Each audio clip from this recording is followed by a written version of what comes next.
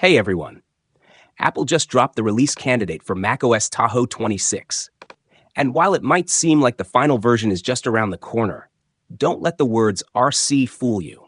There are still fresh, powerful features packed into this update, including brand new frameworks, developer tools, and subtle system-level upgrades that could change how you use your Mac. Let's dive right into what's new.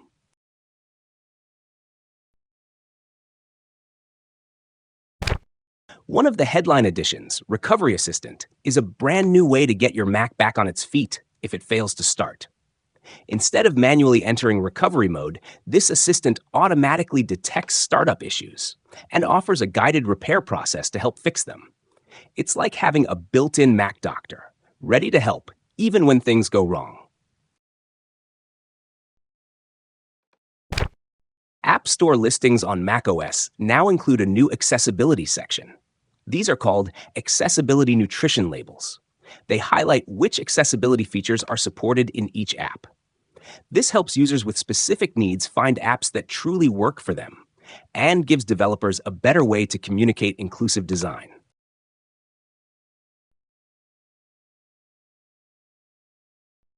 If you're experimenting with on-device AI, Apple Intelligence gets stronger in this RC. The Foundation Models framework now gives developers direct access to Apple's on-device language models. It brings faster token generation, support for non-English tagging, tools to explain refusals, and improved error handling. This update sets the stage for powerful app intelligence without relying on the cloud. macOS now supports a brand new disk image format, Apple Sparse Image Format, or ASIF. It's designed for virtual machines and efficient storage.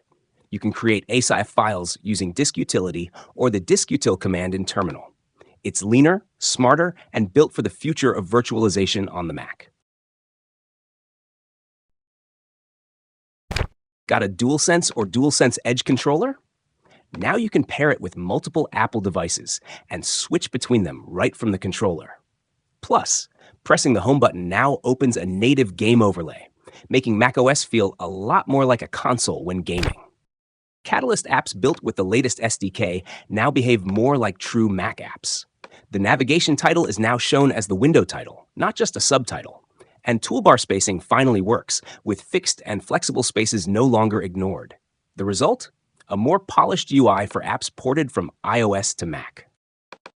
For developers using NSLog, the system now automatically redacts private dynamic strings in system logs, replacing them with private. This only applies to the unified logging system. It doesn't affect the Xcode console. If you need unredacted logs, use OSLog or the newer Logger APIs.